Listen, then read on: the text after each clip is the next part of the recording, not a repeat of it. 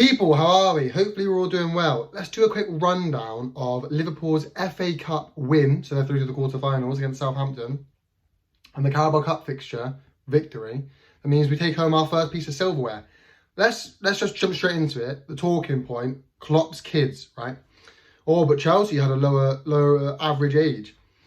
Yes, right, because we had people like Van Dijk, who's what, 30, 31, Tsimikas, who's like 27, Gakpo played, Diaz was on the pitch, Endo, 31, Joe Gomez brought the average age up. So yes, the average age was higher for Liverpool, but make no mistake, the team that won the game, the team that came on, played, scored the goal and won us that trophy, was Klopp's kids. You got people, you had Jayden Dan's, obviously 18 years old. You have McConnell, James McConnell. You've got Conor Bradley even. You've got, and look, people like even Ryan Gravenberch, who started the match, we're not, I mean, he's 21 years old. He's a kid, right? But we're not considering him as Klopp's kids because he's a first team player. That's the point here. Ryan Gravenberch, 21 years old. I'm 21 years old. Do you know what I mean? Like he's young. He's still a kid, 21 years old. But we didn't consider him. We're not saying Klopp's kids and including him because he's a regular first team player. Whereas, I mean, even if his rotation, Harvey Elliott, another one, what's he, 20, 21 years old, a kid. But we're not considering him in Klopp's kids because he's a regular first team player. Whether it's rotation or starting, he's a first team player.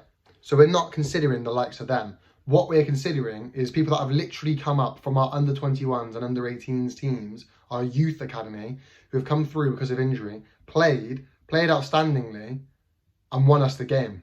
That's what we're talking about, which ultimately Klopp's kids did. And again, we're not talking about average age. We're looking at specific individuals who are 18, 19, 20, 21. I think there's a 16-year-old. I don't know how to pronounce his name. I'm not pretending I know him. But he was a 16-year-old kid who's come on and played in the FA Cup. He might have got a few minutes in the Carabao Cup. Klopp's kids, whether you want to admit it or not, and to put in a performance when you have no experience at the top level and win a trophy and a medal to take home is fantastic. It's incredible, in fact. And then to go and do it again in the FA Cup against the Southampton team. And look, you can look at it and go, oh, well, Southampton are fighting for promotion, so why are they're not going to focus for that? Well, we're fighting on, well, just now with 3 fronts, but just we're fighting on 4 fronts. Just won the Carabao Cup. We're top of the Premier League going to win it. And we're still in the FA Cup trying to win that. We're still in the Europa League. Got a match this Thursday trying to win that. So yeah, that argument can be both ways. And obviously, don't get me wrong, we absolutely should have beaten Southampton. But to beat them how we did is quite good. On from that, the Carabao Cup, the Van Dijk goal should have stood. In my opinion, it was a goal. I might get by the letter of the law, and I see why it wasn't. But if this is what football's becoming, you know what I mean? It's a bit shit. Let's be honest. To score it again, to score another header, win us that match. Van Dijk was incredible. That's what fairy tales are made of. Van Dijk was incredible, and he's, in my opinion, the best centre back in the world at the moment. Him and Saliba, and don't get me wrong. The Arsenal centre-back pairing of Ben White and Saliba, probably the best in the, well, it's got to be the best in the Prem, right? Konate and Van Dijk are not far behind that. Konate and Van Dijk are not far behind that. And Matip was on stellar form at the start of the season as well, so it's a shame he's not here. But, yeah, that was fantastic. Chelsea, you got to be a bit mad, got to be a bit upset about that because I think to call you blue billion pound bottle jobs, perhaps a bit harsh. Did you bottle it? I don't know. I don't know if you can get to a final and lose and then call that bottling. Do you know what I mean? Whether it's the Klopp's kids or not. Getting to a final and losing, I wouldn't consider bottling it. Do you know what I mean? If you went 1 or 2 or 3-0 up and then lost it, perhaps, you know. We have a habit of going 1-0 down and still winning it. So if we'd have gone 1-0 down, you score, Gallagher nets it, or Enzo doesn't do a fucking back heel when you're 0-0. He thinks he's fucking Darwin Nunez. And you score and you go 1-0 up, and then we do a classic Liverpool and win 2-1, then it's bottling it. But that's not the case. And, you know, in extra time, playing for penalties is stupid. It really is stupid, especially when you're playing against Klopp's kids. But you didn't take the lead, so I personally wouldn't say it's bottling it. But that said, should you have won that game? Yes. You're not going to get a better chance against Liverpool to win like that.